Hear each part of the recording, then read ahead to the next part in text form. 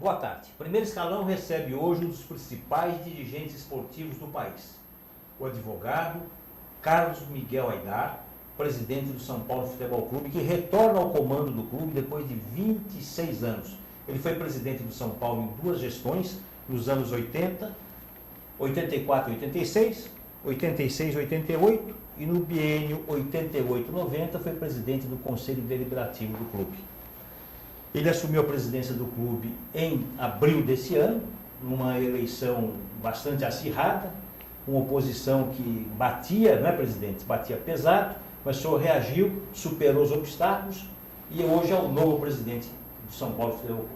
Para conversar com o presidente Carlos Miguel Aidar, eu convidei o jornalista Adonis Alonso, que também é um conhecedor profundo do futebol no país. Presidente, decorridos 4 meses após a sua assunção à presidência do clube, eu gostaria que o senhor fizesse primeiramente um balanço desses 4 meses e uma projeção dos próximos 4 meses, setembro, outubro, novembro e dezembro. Bem, em primeiro prazer lugar, em receber. Prazer é todo meu, Caetano. Muito obrigado pelo convite. Prazer muito grande estar aqui com você. Muito obrigado por convidar uma pessoa tão importante como o Adonis aqui para ser sabatinado por ambos, que eu sei que a vai... honra é nossa. A honra é nossa. Não esteja seguro disso, não. É muito mais minha. Mas eu assumi a presidência de São Paulo em 16 de abril desse ano, 2014. As primeiras medidas foram, obviamente, naturais de conhecer o clube como ele estava nos dias de hoje. Enquanto eu fosse candidato de situação, eu não tinha o conhecimento exato da gestão do clube. De cara, providenciei um corte direto nas despesas, Sim, da ordem de 20%, porque o fluxo de caixa vinha negativo. Embora o São Paulo tenha fechado o balanço 2013 com um superávit, é um superávit contábil, não é dinheiro em caixa, ao contrário. São Paulo tinha uma dívida bastante significativa, porém bancária, não dívida fiscal. São Paulo é um dos poucos clubes que não tem dívida fiscal, Caetano. Que é uma raridade. Que é uma raridade. É uma raridade, talvez 3 ou 4 clubes entre a Série A e a Série B não tenham dívida fiscal. Os outros todos têm fiscal e bancário. São Paulo tem só bancário. Não conheço nenhum clube que tenha superávit. Ou seja, os modelos de gestão dos clubes de futebol Sim. hoje em dia estão muito mal conduzidos. E a geração de dirigentes que eu encontrei, que estou começando a me relacionar, infelizmente, com as raras e óbvias exceções, também não são da mesma qualidade que eu encontrei no passado, há 30, 26 anos atrás. Entendo que o futebol precisa de um choque de gestão. São Paulo não é diferente. Eu procurei, nesses 4 primeiros meses, não só entender o clube, mas mais do que isso, conter despesas e, mais do que isso, contratar uma empresa de gestão, uma consultoria. Fiz uma tomada de preço entre grandes nomes do mercado, fixei-me numa dessas empresas, já começou o trabalho no último dia 4 de agosto, portanto, há um mês atrás, e esse trabalho eu espero que frutifique para termos um modelo de gestão com uma governança corporativa, criar a figura de um CEO, ter gerentes executivos em todas as diretorias, enfim, dar ao clube uma visão profissional, porque não dá mais para você, num voluntariado que são os dirigentes de clubes, você ter o dirigente que chega às 5, 6 horas da tarde, Adonis, para dar o seu expediente das 6 às 7, das 5 às 6. É impossível. O seu expediente tem tempo integral. Eu tenho estado lá no clube o tempo todo. Eu tenho chegado no clube 9, 9h30 da manhã, e aí não tem hora para sair. Inclusive com o sacrifício pessoal do escritório de advocacia, porque nem o presidente nem os diretores de São Paulo são remunerados. Perfeito. Antes de passar a palavra para o Adonis, presidente, dentro dessa perspectiva de receita angariada pelo clube, o São Paulo hoje tem a maior média de público no Campeonato Brasileiro. Perfeito? Ele tem a maior média de público. Pelas pesquisas que eu apurei, que eu levantei, ele tem uma média significativa de público. Mas, em contrapartida, ele não contabiliza as melhores rendas. Por que isso acontece? O sócio do clube, ele vai ao estádio? Não. Ou é só o torcedor? Não. Como é que funciona? Nós temos 3 tipos de torcedores, vamos chamar assim. Você tem o sócio do clube social, onde 40% a 45% são São Paulinos. E os outros 50%, 55% não são São Paulinos. Mas esses são os sócios do clube social. E desses 45 São Paulinos, nem metade frequenta os jogos de futebol.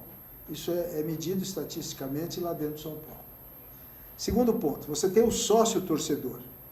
O sócio-torcedor, esse tem o programa de incentivo por fazer parte do sócio-torcedor, tem o que contribui com valor menor, o outro contribui valor maior, mensalmente, tem vantagens menores, vantagens maiores. E você tem o torcedor, vamos chamar assim, o torcedor comum, aquele que não é nem sócio-torcedor, nem sócio do clube, mas vai a alguns jogos. São Paulo está com a média próxima de 30 mil torcedores no estádio. E tá no Morumbi. No Morumbi. Não, no Campeonato Brasileiro. Geral. Campeonato Brasileiro. Mas está com a quinta arrecadação. E por quê? Porque o São Paulo adotou uma filosofia de colocar o ingresso baixo para atrair torcedor. Agora, nós, a partir da estreia do Kaká no Morumbi, nós fizemos um aumento do ingresso, e agora, no segundo turno, não no próximo começa a semana que vem, na outra semana, nós faremos mais uma majoração de ingresso, e aí nós estabilizaremos o preço até o final do ano. E o clube tem a terceira maior torcida do Brasil, né? A terceira Flamengo, maior torcida do Brasil. São Paulo. Há números que divergem. Há quem diga que nós somos 14, outros dizem 16, alguns dizem que somos 18 milhões de torcedores no país. Mas, evidentemente, o torcedor cresce na exata medida da conquista dos títulos. Você pode ter um time bom, um time atraente, o São Paulo tem um time atraente, tem um comando de ataque, né? Jogadores de frente muito bons, tidos como muito bons, mas embora às vezes não consiga quebrar as retrancas dos times que se fecham atrás, mas mesmo assim, você, se não ganhar títulos, isso não se transforma em novos torcedores. Você precisa ser campeão ou pelo menos chegar próximo a ser campeão disputando o título, né? E hoje você tem... E aí fideliza a presença do torcedor no estádio. É por aí. Adonis, por gentileza. Bom, Caetano, obrigado pelo convite. Presidente, é uma honra estar aqui. É o seguinte, o futebol hoje é cada vez mais negócio e os clubes são cada vez mais empresas, né?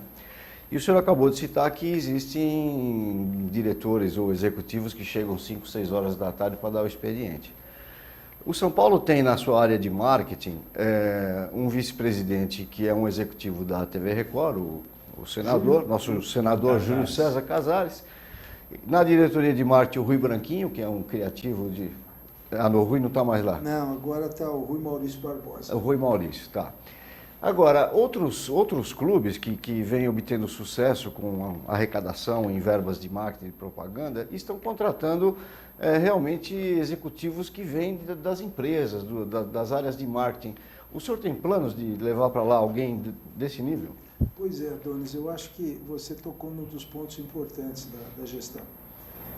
Não há a menor dúvida que você tem que profissionalizar o clube como um todo, não só a área de marketing. Eu até criei uma diretoria que não existia no São Paulo, que é a diretoria comercial. É incrível.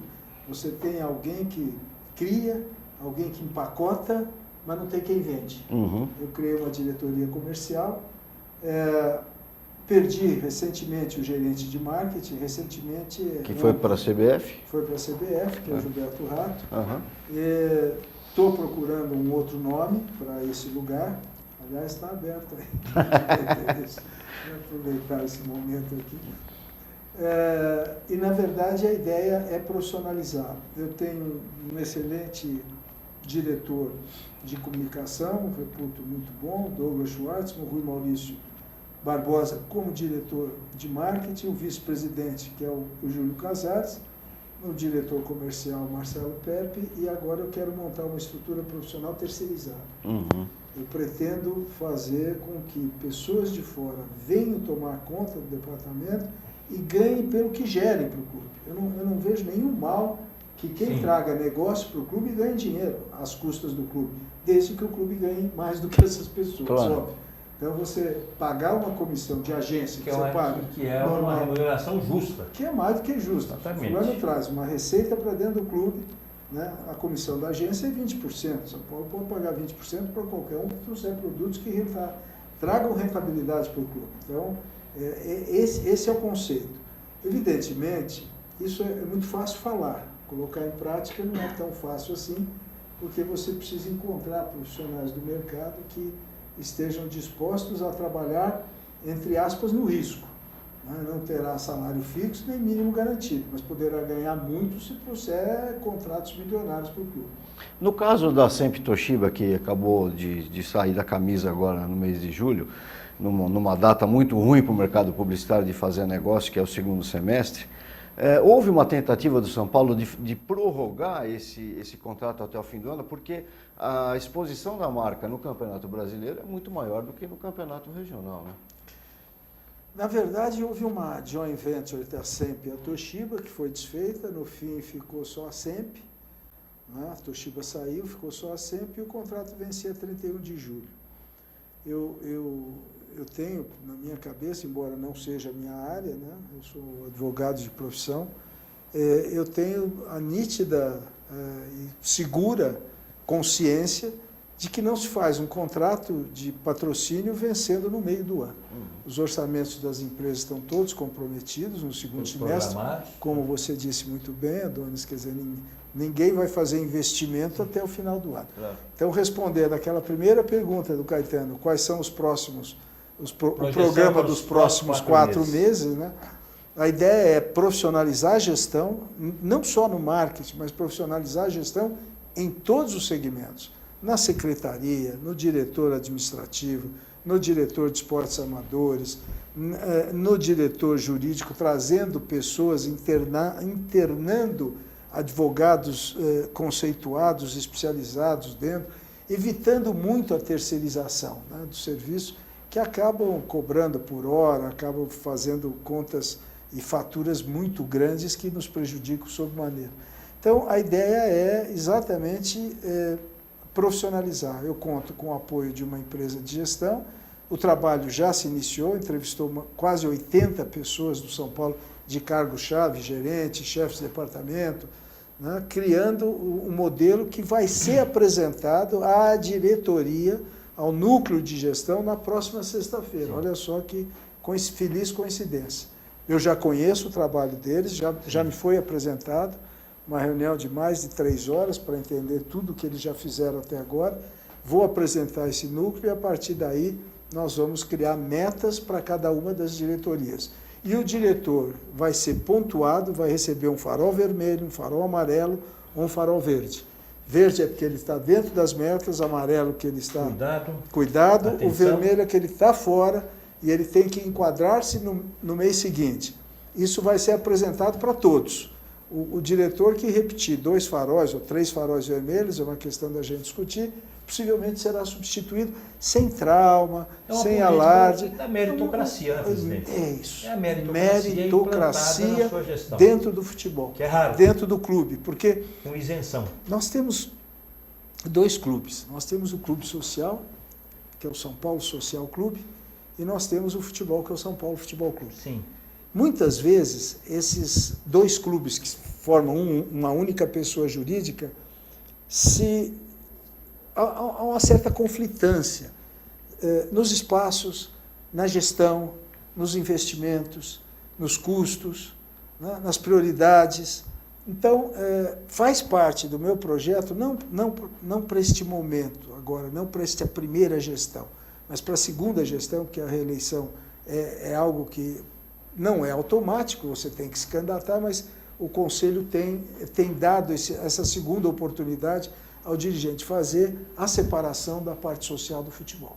Eu acho que você pode pegar o Morumbi, o Parque Social, pegar os 2 centros de treinamento, precificar, ou seja, avaliar, né, quanto vale, quanto um ocupa do outro, né, em termos de metragem quadrada, estabelecer uma relação de harmonia, de convivência e criar 2 clubes distintos, 2 diretorias distintas, conselhos, gestões distintas, orçamentos distintos e separar. Aí você passa a ter um clube 100% profissional no futebol, que é o que interessa ao grande público. O senhor falou de investimentos agora, presidente. O senhor, na sua gestão, contratou 3 jogadores importantes. Contratou o Kaká, contratou o Allan Kardec, contratou o Michel Bastos. Por outro lado, vendeu o Douglas e vendeu o Lucas Evangelista, que é um jogador que não vinha sendo aproveitado pelo Muricy.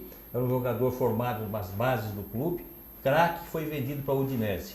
Qual é a relação custo-benefício? O senhor comprou 3 jogadores, vendeu 2 jogadores. Qual é o superávit dessa negociação? O São Paulo está auferindo lucro nessa negociação? Curiosamente, o São Paulo só pagou a aquisição do Allan Kardec.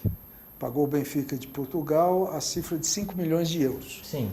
E vendeu os 60% que tinha do Douglas por 18 milhões. Por 6 milhões de euros, ou seja, 3 milhões e 600 mil euros, e vendeu os 60% que tinha do Lucas Evangelista por 4 milhões de euros, são 2 milhões e 400 mil euros, somado aos 3.600 são 6 milhões. Então, o São Paulo teve, entre a compra do Kardec e a venda dos 60%, Sim. comprou 100% de um e vendeu 60% de dois, oferia um lucro de 1 milhão de euros. Mas não custou nada, absolutamente nada, a vinda do Kaká, nem a vinda do Michel Bastos. Michel Bastos foi liberado pelo futebol árabe, né? Ele veio absolutamente de graça, salvo salário, não houve pagamento dos direitos econômicos dele, né? Assim como o Kaká veio por empréstimo até o final do ano, recebendo o mesmo salário que recebia o Pabon, que jogava lá pelo São Paulo. Ou seja, o Pabon foi-se, deixou um buraco de salário lá que foi preenchido pelo salário do Kaká. Ou seja, em termos financeiros, as transações do futebol foram altamente benéficas ao São Paulo. A pena é que o Kaká só fica até 31 de dezembro e vai-se embora no final do ano. Hoje, no papel, o senhor tem um elenco estelar, né, presidente? Uma seleção brasileira. Pato, Ganso, Allan Kardec, Kaká, Michel Bastos, Rogério Ceni. Como é que pode se transformar esse elenco estelar num fator que gere e traga dividendos para o clube, não só institucional, como atrair novos torcedores? Que o time de futebol é diferente do estabelecimento comercial. O banco, o Bradesco, o Itaú, ele faz trabalhos e campanhas para fidelizar o cliente, porque senão ele muda de banco. O clube não, o torcedor jamais muda de clube, de time. Agora, por outro lado, o senhor tem que fazer um trabalho para atrair novos torcedores. Como é que é feita essa equação no São Paulo? Essa equação não tem uma fórmula matemática, não existe uma fórmula matemática para isso. O que existe é a busca de uma performance desportiva satisfatória que traga aquilo que se espera, que é a conquista dos títulos. Se você conquistar campeonatos ou disputar títulos, chegar próximo, entrar numa Libertadores, que economicamente não é vantajosa, mas a torcida do São Paulo gosta, ela vem ao estádio nos jogos da Libertadores, é impressionante, você pode fazer... Muito mais que no Campeonato Brasileiro. Jogo 10 horas da noite, dia de chuva, de frio, torcedor vai ao estádio, na Libertadores. No Campeonato Brasileiro já não vai tanto, né? Já vai bem menos. Então, criou-se essa mística, né, de que a Libertadores é uma coisa importante. Financeiramente não é, só que a Libertadores te coloca na final do Campeonato do Mundo. Se você ganha uma Libertadores, que é dificílimo, porque você vai jogar, como essa Sul-Americana agora... 2 títulos mundiais, 3, né? 3 mundiais. Você tem essa Copa Sul-Americana que é um horror.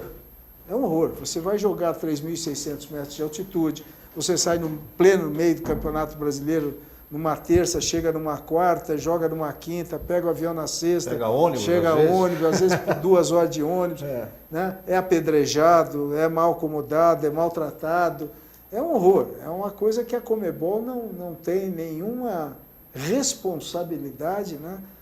Eu digo até, não há espaço mais para ligas no futebol brasileiro, mas uma liga sul-americana cairia feito uma luva. Deixa eu aproveitar essa resposta, presidente. Porque tudo isso que o senhor disse resulta em visibilidade. Conquistar campeonatos, disputar Libertadores, Sul-Americana, aumenta a visibilidade da marca São Paulo. E o clube hoje, ele tem torcedores em todos os estados do Brasil e fora do Brasil. Só que a ditadura dos calendários impede que o senhor vá buscar o lucro do valor dessa marca, fazendo amistosos, participando de torneios amistosos fora do país e em outros estados. Então a pergunta é, o senhor é a favor da Liga de Clubes que tire da CBF essa organização dos campeonatos ou não? Eu tenho um ponto de vista formado sobre isso, não é de hoje, e eu carrego esse ponto de vista comigo há muito tempo. Na época que eu idealizei, fundei, fui o primeiro presidente do Clube dos 13, negociei coletivamente... Foi um dos fundadores. Fui o idealizador e fundador e primeiro presidente. Negociei patrocínio coletivo, negociei televisionamento coletivo, etc. Naquela oportunidade, a CBF não tinha condição financeira alguma de fazer o Campeonato Brasileiro. Ela já tinha decretado ou declarado que ela não tinha a condição financeira necessária. Agora não. Agora a CBF é uma entidade rica, você não tem datas disponíveis para jogar, naquela época você tinha, de forma que falar em liga, em termos de disputa de campeonato, você não tem espaço. O que eu acho é que você pode criar uma associação de clubes da Série A, da Série B, uma associação de clubes para tratar de interesses comuns dos clubes de futebol. E pensar numa liga, sim, mas numa liga sul-americana, né? Para evitar essas barbaridades, você ter que jogar a 3.600 metros de altitude, viajar não sei quantas horas, pegar ônibus, como você disse, avião, mais ônibus, mais conexão, atrás aeroporto, ficar sentado horas no aeroporto por conta de uma conexão que falhou, alguma coisa nesse sentido. Então, nesse sentido, eu acho que cabe a criação de uma associação. Confesso que tentei já tentei. A receptividade foi muito ruim. Quando eu digo que os dirigentes de hoje não têm o mesmo sangue nos olhos que tinham os dirigentes do passado, pelo menos na sua maioria, nesse sentido. Está todo mundo muito preocupado com olhar para o seu próprio umbigo e deixar de lado o coletivo que podia beneficiar a todos. É a forma que eu vejo isso. Vamos ter que chamar um comercial, uma interrupção de 2 minutos e voltamos já.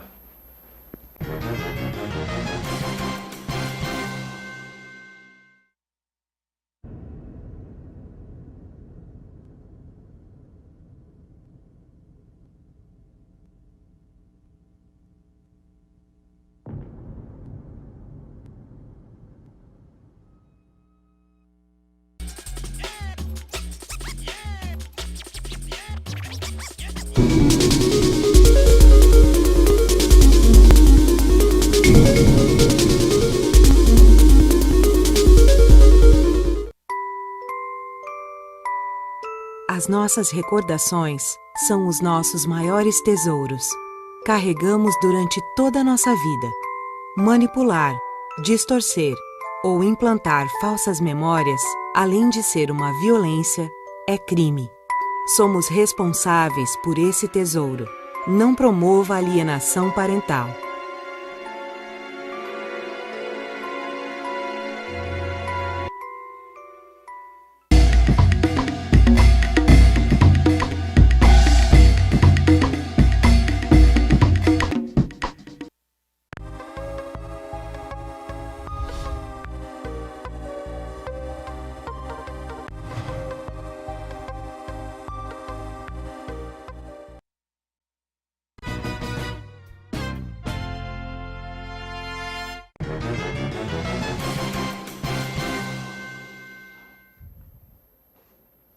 Presidente Carlos Miguel Aidar, vamos falar um pouquinho sobre o estádio do Morumbi. Considerando essa capacidade original do estádio, que a sua fundação tinha 149 mil lugares, quase 150 mil, e hoje está na casa dos 67 mil lugares, e agora com essa tendência da criação das grandes arenas, o Palmeiras tem uma arena, o Corinthians tem uma arena, como é que o senhor vê o atual status do estádio do Morumbi? O estádio está defasado por conta da criação dessas arenas? O senhor pretende fazer alguma implementação, modernizar o estádio? Que o senhor falasse um pouquinho do Morumbi, dentro dessa perspectiva, em relação às arenas. Quem conhece, Caetano, a história do São Paulo, sim, sabe que o Morumbi foi idealizado em 1950. Foi considerado o maior estádio particular do mundo. Quando ele começou a ser construído. Teve a sua primeira inauguração parcial em 1960 e a inauguração com os 3 anéis inteiramente fechado em 1970. Sim. É, portanto, um estádio concebido num outro momento da sua existência. Em razão disso, e com um novo modelo chamado padrão FIFA, né? Sim. Esse chamado... A televisão está nos mostrando agora a evolução das obras do Morumbi, né? E, inclusive, o projeto de modernização que eu estou tocando pessoalmente, né? Aí já meio anel pronto, e aí a primeira partida contra o Sport Lisboa, né? Resultado da história, e a segunda inauguração em 1970, com o estádio completo. Então, esta não é mais a visão de hoje do estádio, porque hoje está todo vermelho, hoje todos os assentos são vermelhos, Sim. O estádio inteiro está com os assentos vermelhos. Mas o que acontece é que hoje você está pensando em abrigar não só jogos, como shows também. Então, qual é a nossa ideia? A nossa ideia é transformar o estádio do Morumbi, que está ali no alto da tela, né, numa grande arena. Virá a linha do metrô, que está passando aí para todos verem, a linha ouro do metrô, que é a linha 17. Nesse mesmo local? Nesse mesmo local. Que vem do aeroporto de Congonhas. Que vem do aeroporto de Congonhas, como está sendo mostrado. Né? Vem pelo aeroporto de Congonhas, vai até o estádio do Morumbi e tem aquele veículo leve aéreo com a estação na frente do estádio. Está vendo? Passando ali o trenzinho. Olha, a estação será exatamente na frente do estádio. Qual é a ideia? A ideia é você cobrir o estádio, é você fazer 2 prédios de estacionamento, aí já seria ele coberto, tá vendo? Seria ele coberto, e essa primeira parte da frente aqui, né, é a tal da arena multiuso, que ela vai abrir e fechar. Um projeto ambicioso, hein? Extremamente ambicioso. E ali os prédios de estacionamento, os 2 que piscaram agora com a arena multiuso. Aí você terá, aí você tem o conceito, né? Você tem o conceito. Eu pretendo levar esse conceito ao Conselho de São Paulo, agora em outubro próximo, para que a gente possa aprovar o quê?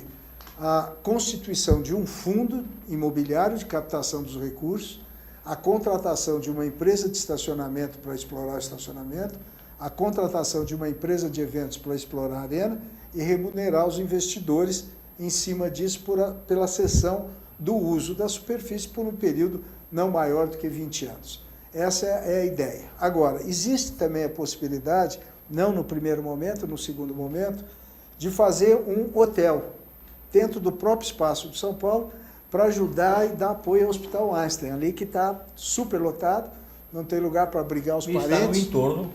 Então, e vai fazer parte daquele complexo ali. Da mesma maneira que em o governo do Estado, retificando o córrego, há um córrego que passa no meio do campo de São Paulo, de gol a gol, a 2,5 metros de profundidade. Retificando esse córrego, trazendo para o lado, para a Avenida Perimetral, cuja desapropriação já está prevista com o metrô, você poderá rebaixar o nosso campo. E rebaixando o nosso campo, você pode aproximar a arquibancada. Ou, alternativamente, você elevar o campo, que é mais sofisticado, foi feito no Maracanã. Você elevou o campo, sim, aproximou a arquibancada, que hoje é intermediária do campo, fez aquela proximidade, e embaixo você faz todo um complexo o de design shopping. arquitetônica é mais ou menos parecido. A alternativa de rebaixar ou de elevar o campo, né, a de elevar pode ser feita agora, a de rebaixar depende da retificação do córrego Antunico, que é o córrego que passa de gol a gol, no sentido do estádio de um gol ao outro. Então, este é um projeto bastante ambicioso, factível, viável, economicamente rentável. Qual é o custo, presidente? A ordem de 550, 560 milhões de reais. Ou seja, o clube não tem dinheiro para fazer. O fundo faria a captação, os investidores seriam remunerados com a exploração do estacionamento, dos estacionamentos e da arena multiuso. Não, o projeto é lindo, é maravilhoso. Não foi aprovado no seu modelo anterior por questões meramente políticas eleitorais de São Paulo. Com esse novo modelo, já temos a construtora decidida e definida, estressamos a negociação com 12 grandes construtoras, inclusive essas que são conhecidas, que estiveram construindo arenas durante a Copa, estressamos e temos hoje uma construtora absolutamente sólida, tranquila, pronta para fazer essa obra. Precisamos achar o gestor do fundo, o banco que vai capitanear o processo, a exploração da arena, nós já temos quem faça, mas vamos revisitar esse contrato, e a exploração dos estacionamentos. Está andando em ritmo de Fórmula 1, presidente. Com esse projeto, em 4 meses, com todas essas características já definidas, 3 contratações de primeiríssima linha, 2 vendas importantes. O ritmo de Fórmula 1. A gente está tentando fazer. Por isso que a gente chega às 9 da manhã. Com responsabilidade. Isso é importante. Adonis, por favor. Presidente, eu só queria voltar aqui à questão do patrocínio na camisa e fazer uma pergunta. Existe uma empresa hoje de marketing esportivo que vende propaganda no varejo. Qualquer jogo que ela detecta que vai passar em rede nacional, ela corre atrás dos times e vende o patrocínio para aquela partida ou para aquelas 2 partidas de mata-mata em ida e volta. Eu pergunto, isso interessa para o São Paulo enquanto ele não conseguir fechar um patrocínio master para 2015? Adonis, num primeiro momento nós fizemos acho que 2 ou 3 experiências nesse sentido. Eu confesso a você que as fiz porque precisava de dinheiro, senão eu não as teria feito, porque você recebe lá 1,5 milhão, 2 milhões de reais para estampar a marca numa ou 2 partidas de alguém, mas é um patrocínio muito pequeno. Você, no fundo, você que é do ramo, sabe, você desvaloriza o teu produto. Você desvaloriza a tua camisa. Então, nós fizemos isso experimentalmente. Eu confesso a você que constrangido deixei fazer. Não repito isso mais. Acabei cedendo a camisa para promoções filantrópicas, né, com a PAI, com Criança Esperança.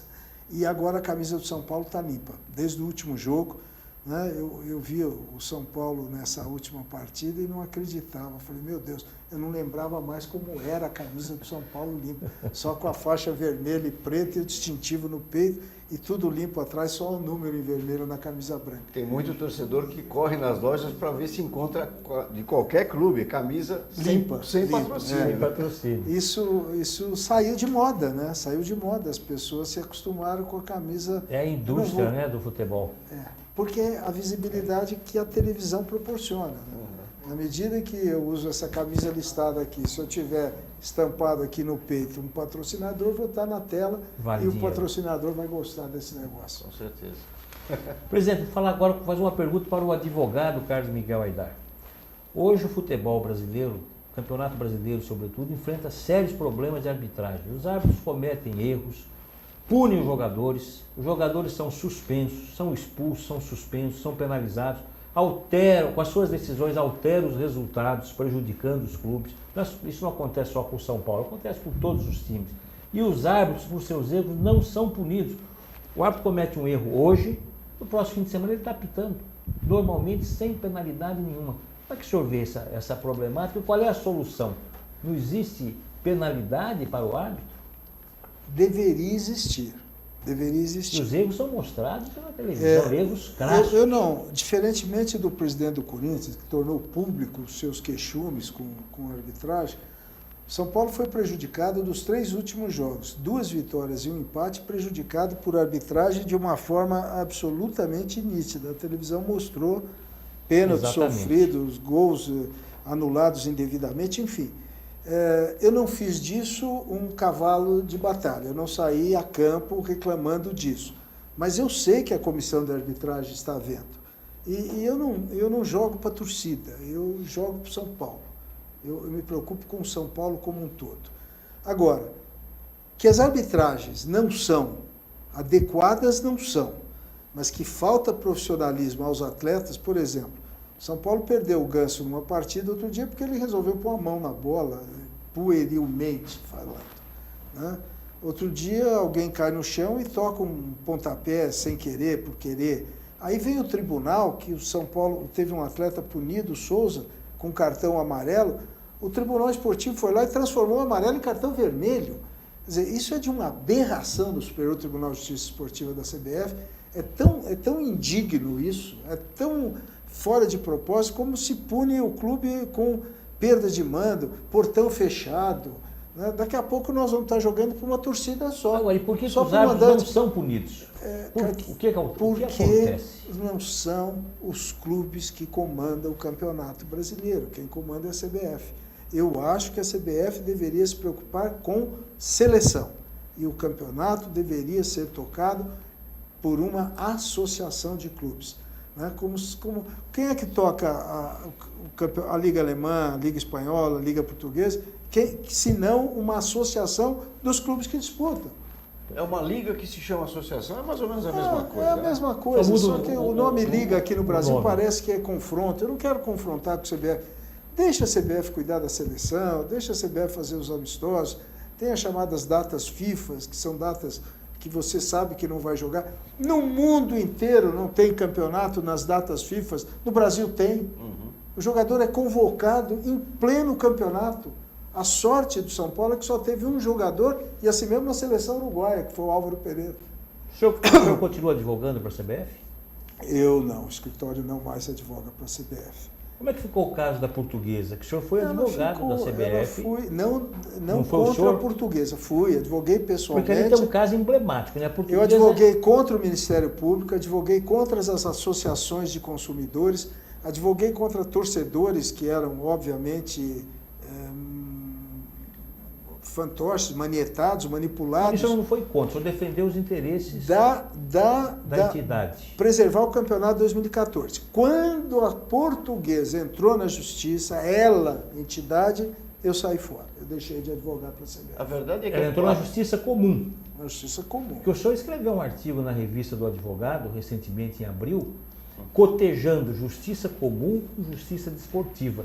E nesse artigo tem um trecho que o senhor diz o seguinte: esgotadas todas as instâncias da justiça desportiva, a parte interessada pode entrar na justiça comum. É a o que diz Portuguesa o foi artigo, impedida de entrar. O artigo que o senhor assinou, o senhor se lembra? Eu lembro, é o artigo 217. Aliás, muito bem... É o artigo 217, urgido. é o artigo 217 da Constituição Federal, que eu fui um dos artífices da redação disso, na Constituição de 88, nós criamos o... Depois eu vou te mandar, é um artigo maravilhoso, justiça comum versus justiça desportiva. Mas eu digo também Muito que bem nem urdido. sempre é oportuna a intervenção da justiça comum na desportiva.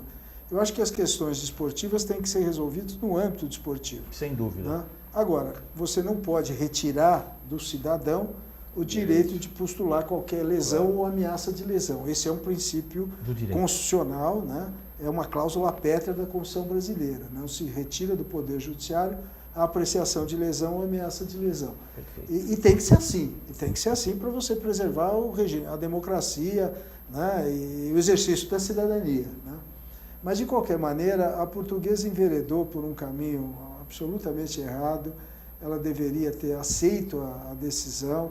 Né? Encontrou lá um promotor público que lhe deu guarida, entrou na justiça também o promotor perdeu. Foi um imbróglio total. O Ministério Público foi uma pena. Uma pena. Né? Agora a Portuguesa está aí sofrendo, né, na Série B. Pode ir para a Série C. Sofrendo na Série B, e a gente sabe que a Portuguesa é um time querido de todos nós. Mas a verdade ela não deixou que de ser querida minha. A Portuguesa mesmo nunca concluiu o próprio inquérito interno de descobrir quem fez aquilo, porque alguém mandou o jogador ir para campo. Pois é, Adonis, tudo leva a crer que houve alguma falha interna de comunicação. administrativa. Minimamente de comunicação. Minimamente de comunicação. Tenho minhas dúvidas. Ninguém cobrou até hoje o técnico e perguntou por que ele escalou um jogador que estava Adonis, suspenso. você quer ver? A coisa é muito simples. O jogador estava em campo, foi punido. Era reserva. O árbitro, o treinador viu, o gerente de futebol viu, o diretor de futebol viu, o advogado foi no tribunal, o advogado defendeu, o advogado comunicou, o presidente do clube soube. Com todo essas pessoas, esses personagens sabendo, colocaram o jogador em campo. Quer dizer, que era um reserva que tinha jogado 4 vezes no campeonato. Uma loucura. Jogou 12 minutos, se não me engano, né? Coisa de 10, um pouco mais de 10 Muito minutos. estranho isso. Foi uma pena, porque a Portuguesa desestruturou-se, né? E aquela saída de campo, vamos sair, tem uma liminar. Ali foi outra decisão absurda. Ela pisou na bola. Presidente, e essa história da criação de uma faculdade com a rubrica São Paulo Futebol Clube, que é um projeto que parece que o senhor está eu pretendia criar ruminando. Uma universidade do futebol, mas eu me deparei com esse nome já registrado. Esse nome já está registrado no INPI, no Instituto Não é pelo Nacional. Luxemburgo, não, né? Não é. O que seria essa universidade? Seria uma universidade corporativa não, de São Paulo? Não. A ideia é a seguinte. Como é que funciona o aluno que vai para a faculdade? Ele faz um vestibular, Sim. é admitido na faculdade, cursa o primeiro ano, é aprovado, vai para o segundo, é aprovado, vai para o terceiro, é aprovado, vai para o quarto, quinto, forma, pega o diploma, põe embaixo do braço, vai para o mercado de trabalho. Resumidamente é isso. O que eu quero fazer no futebol? Quero pegar aquele menino que entra lá na base, com seus 13 anos, né? É admitido nas avaliações todas, que é o tal do vestibular, aí ele cursa um ano, vai para o sub-15, vai para o sub-17, vai para o sub-20, vai para o super-20 e se forma. Ao terminar ali, ele tem duas alternativas. Ou ele vem para o time principal do São Paulo, ou ele não vem para o time principal porque não tem lugar para ele. Então ele vai para o mercado de trabalho. Só que o que faz o São Paulo hoje, ele dispensa o jogador. E ele investiu durante 7 anos na formação desse menino, né? E investiu pesado, porque a educação, alojamento, alimentação, assistência médica, assistência odontológica, assistência psicológica, às vezes ajuda até com despesas ao pai, não ao rapaz, porque não pode ganhar, né? Ajuda a não pagar um aluguel, alguma coisa assim para o pai, para a mãe, para a família, etc. Né? E depois ele vai embora e deixa um buraco desse tamanho é um projeto social. Então, o que você pode fazer é você criar um mecanismo através do qual você forme esse atleta, né? Ele faça essa faculdade, que é do sub-13 ao sub-20, e depois ou vem aqui ou vai ser comercializado. Vai ser comercializado, não importa se os valores serão significativos, mas tenta ressarcir um pouco do investimento que você fez. Não é prejuízo, isso é investimento, mas de qualquer forma você tem que ressarcir. O senhor pretende tocar essa ideia? Pretendo, eu estou aí com a empresa de modelo de gestão, estou esperando mexer na base do São Paulo, inclusive no comando da base do São Paulo, para poder fazer essa modificação, essa modernização. Isso passa necessariamente por uma visão profissional moderna.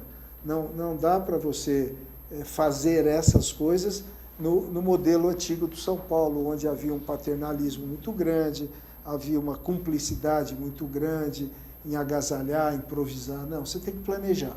Tem que planejar. É claro que no primeiro ano você não espera oferir grandes resultados, mas no médio e longo prazo, sem dúvida nenhuma, isso vai ser muito bom. É um projeto para quando? É um projeto de 3 a 6 anos aproximadamente, e é daí começar a girar normalmente todos os anos, né? Você vai trazendo gente lá para o primeiro ano da faculdade, que é o sub-13, e soltando aqui no sub-20. E vai fazendo essa passagem. Interessante. Adonis. Presidente, o futebol está sofrendo uma crise de audiência na televisão. As audiências estão caindo sensivelmente. Já há uma corrente muito forte defendendo a alteração da fórmula do campeonato e a volta dos mata-matas. O senhor concorda ou não? Inclusive acrescentando com mudanças de horário dos jogos. Eu sou completamente contra o mata-mata. Eu acho que não há dúvida que, do ponto de vista de atração, o mata-mata traz uma motivação maior, né? Pelo menos para aquela partida do morre um ou morre outro. Mas você não ofere a melhor qualidade, né? O campeonato de pontos corridos em 2 turnos, onde você joga uma em casa e uma fora, uma aqui contra o Botafogo do Rio, uma lá no Rio contra esse mesmo Botafogo, né? Não tem a menor dúvida que você ofere uma condição melhor de quem será campeão. O que a televisão está propondo é uma forma mista. O que eles imaginam é o seguinte: você tem o turno e o retorno classificatórios. Aí você seleciona 8. Esses 8, um vai ser campeão. Mas você dá oportunidade para o 8º ser campeão, né? Jogando o 8º contra o primeiro, o 7º contra o segundo, o 6º contra o terceiro, o 5º contra o 4º, e aí nesse processo de mata-mata. Só que você aumenta o número de datas. E aí você precisa reduzir o número de datas nos campeonatos regionais. Da mesma forma que eu defendo a diminuição de números na Série A do Campeonato Brasileiro. Eu acho que 20 clubes é muito, você deveria ter só 16. Acho que o Campeonato Paulista deveria ter não mais do que 12 clubes, não faz sentido. Perfeito. Mais do que 12 aqui e 16 no Brasileiro. Então, a cada ano que passa, você poderia reduzir. Mas o interesse comercial da televisão é muito grande. Está caindo a audiência? Está, mas está caindo por força da qualidade do espetáculo, da qualidade dos jogadores num ano de Copa, então, onde as grandes estrelas estão fora do Brasil, não estão jogando aqui. Esse esforço do São Paulo de trazer jogadores desse nível e mantê-los no time deve fazer com que cresça a torcida agora no segundo semestre, porque a ressaca da Copa já acabou, agora eu não tenho dúvida. Ninguém mais fala em Copa do Mundo. Mas ainda tem o lado residual, né, presidente? Tem, ainda mas está focando aqui e ali. essa- Aliás, essa é a minha próxima pergunta. Jogo às 10 horas da noite, do meio de semana. Jogo domingo às 6 horas da tarde. São horários absolutamente Sábado às 9 da Sábado às noite. 9. São horários impróprios para o futebol. Mas a grade da televisão impõe, porque você tem a TV aberta e a TV fechada. Você tem o pay-per-view e tem o satélite. Você tem, enfim, a televisão paga. A maior fonte de renda dos clubes hoje é a televisão. Então você se Aberto e fechado. subordina a esses mecanismos na certeza de que esses mecanismos acabam te remunerando. Só que você não pode gastar mais do que a televisão te paga, ou que a bilheteria te dá, ou que o patrocínio te dá. Senão você leva o clube para o endividamento, que é o caso do São Paulo. São Paulo está endividado porque gastou mais do que arrecadou. Não é que gastou mais nos meus 4 meses de gestão, não. Já estava endividado. Já tinha o passivo. Já tinha o passivo. Mesmo com 100 milhões do Lucas, presidente, foi embora esse dinheiro. É mesmo? Foi embora. Na verdade, o clube social está maravilhoso. O clube social de São Paulo hoje o Lucas foi um grande negócio. O Lucas foi o maior negócio da história do futebol brasileiro. Ele e o Denilson.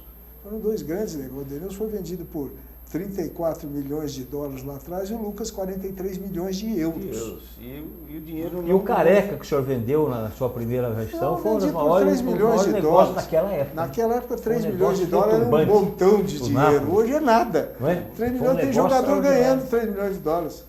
Não no Brasil, obviamente, mas tem jogador O senhor fala em Copa do Mundo, ressaca, etc. Então, como é que o senhor está vendo a volta do Dunga?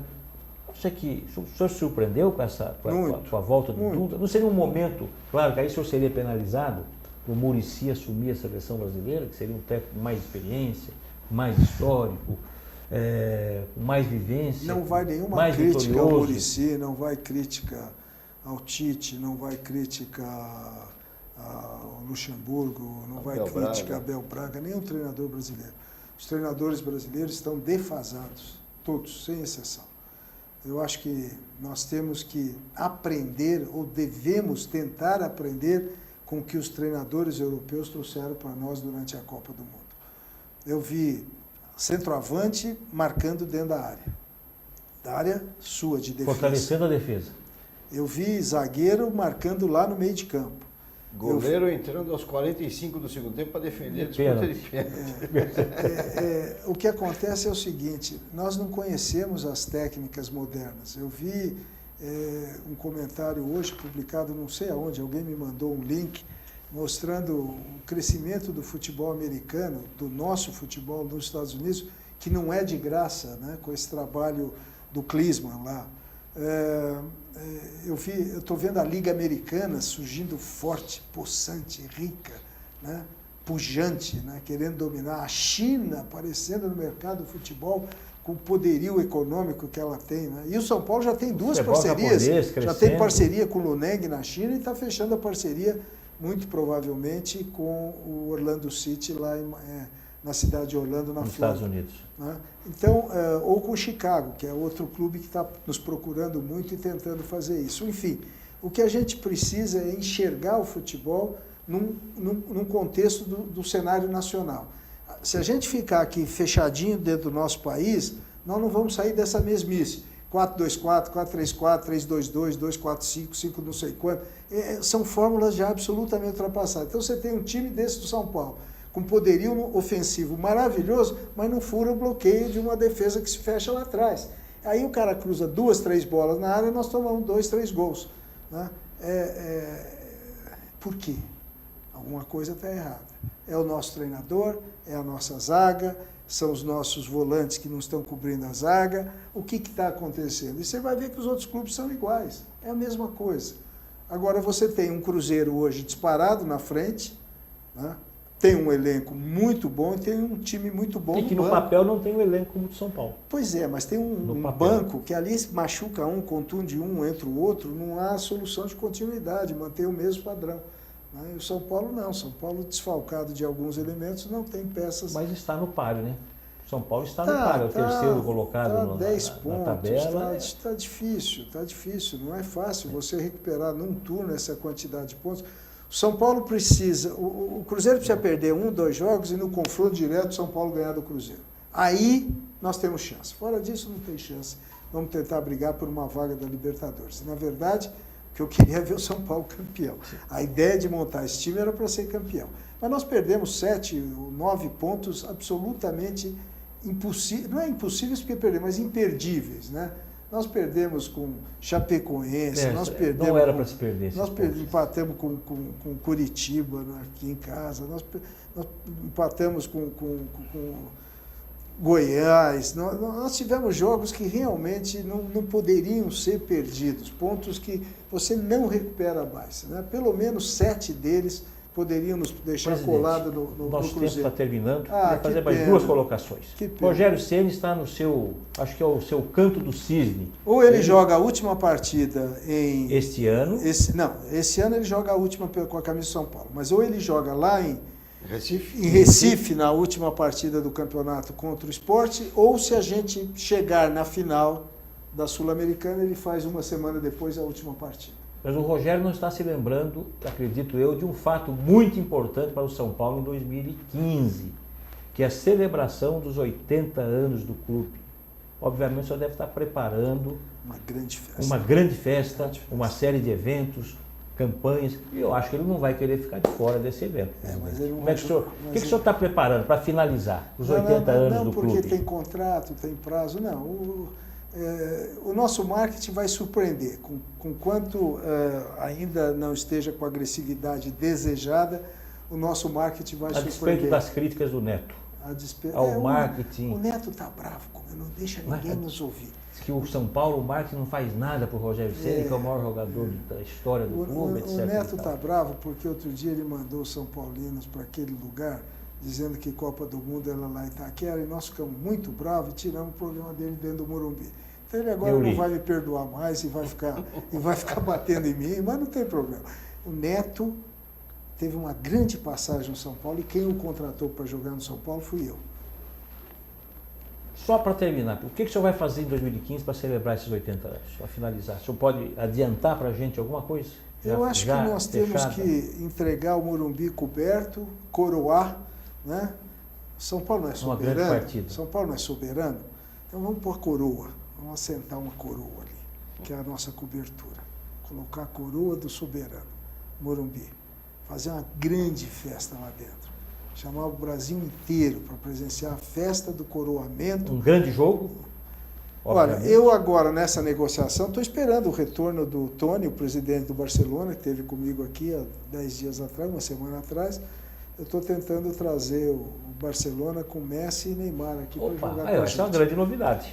Não é fácil, por causa de data, eles também lá não têm data, mas vamos ver se eu concedo o direito de revanche ao Barcelona que perdeu da gente lá no Japão. Que mês seria essa partida? Aí a data que for possível. Livre. A data que for possível. Presidente Carlos Miguel, muito obrigado. Infelizmente o nosso tempo está terminado, se esgotou. Obrigado, teríamos aí mais... Obrigado, Adonis. Obrigado a vocês por essa oportunidade. Temos muita magnífica. coisa para discutir. Daqui 2, 3 meses vamos chamá-lo novamente. Com o maior prazer. Os assuntos maior prazer. São amplos. Muito obrigado. Muito obrigado mais Eu que uma vez. agradeço. Adores, muito obrigado. Eu que agradeço. O Primeiro Escalão volta na próxima terça-feira, às 4 da tarde. Até lá, muito obrigado.